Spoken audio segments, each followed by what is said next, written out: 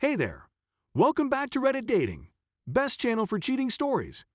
Make sure to like and subscribe the channel for more spicy stories. She cheated on me twice and I miss my cheating ex and her family, but I know I shouldn't. Me, 28M, and my GF, 26. So we started the relationship in May 2017.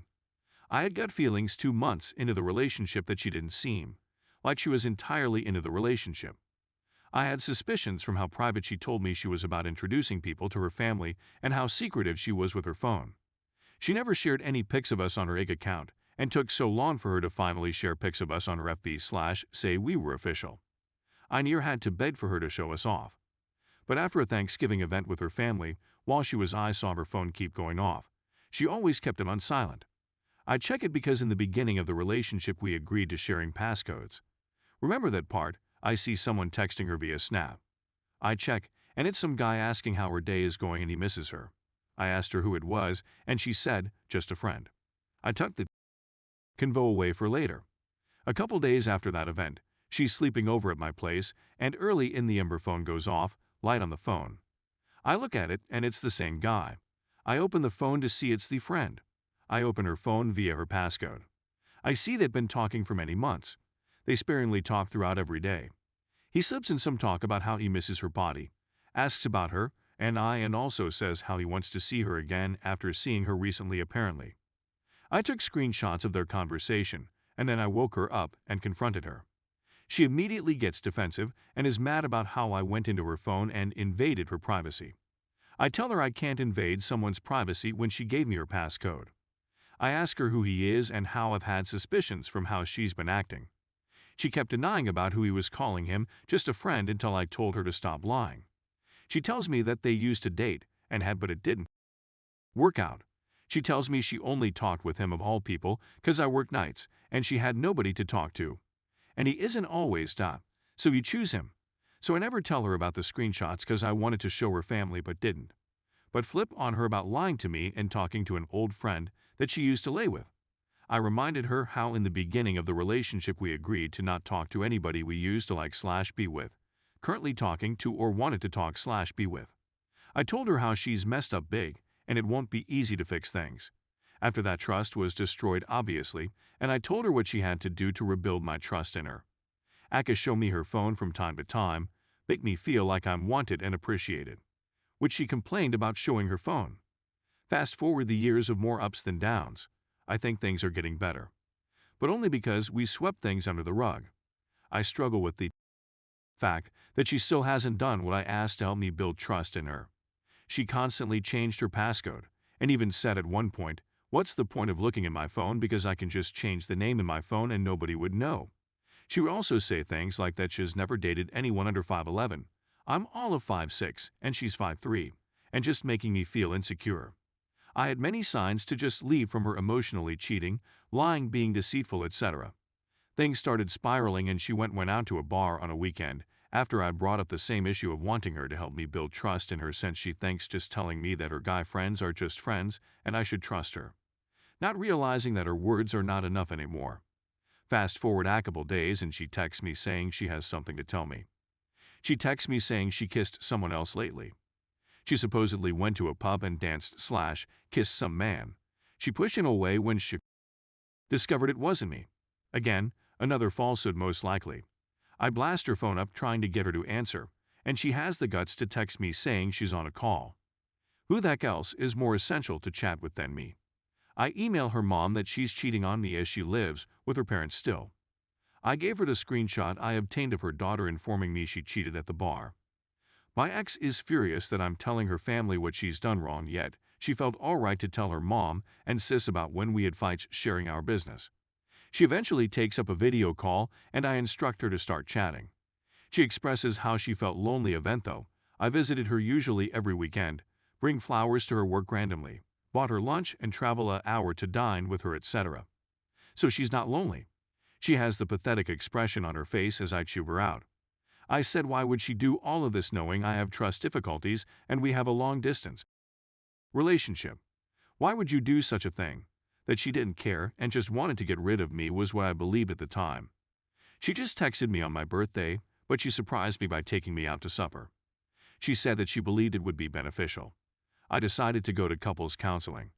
Many articles and books about interpersonal interactions have been written by me. I even volunteered to invite them to my house so that we could read together and perform the activities they mentioned together. Despite this, she refused. She claimed to have read articles, but she never showed me any of them when I inquired. In other words, it is most likely another falsehood.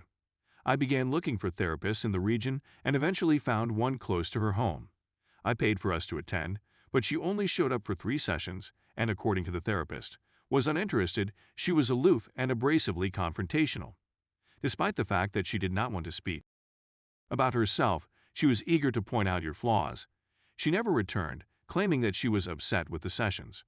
After we celebrated Christmas with our family in 2020, she decided to leave since I was still looking for love. I also discovered that she had returned to the same person with whom I had caught her messaging some years before. She left via text message on January 3rd, so I guess I was weak. Fast forward a few months of sparse messaging, since we were both finding it difficult to let go of the connection. After a couple of weeks of not speaking to her, I eventually break down and inquire as to how she is doing. She claims she will be obtaining her own place and relocating the next day. My still loving her husband suggested that I assist her with her relocation. As soon as I arrived the next day, her family is overjoyed to see me. I should have put her on the spot then and informed her family of her infidelity, even though her mother is already aware of it and avoids bringing it up too much because it upsets my daughter and I don't want her to be angry with me. You, on the other hand, will not hold her responsible for her conduct. I assist her with her relocation and even accompany her to purchase for items for her new apartment. I attempt to chat a little bit in the hopes of getting a clear heart-to-heart sit-down. Nothing. We, on the other hand, act as if nothing has changed between us. All of her rushing about for days, trying to get her apartment in order while getting little sleep.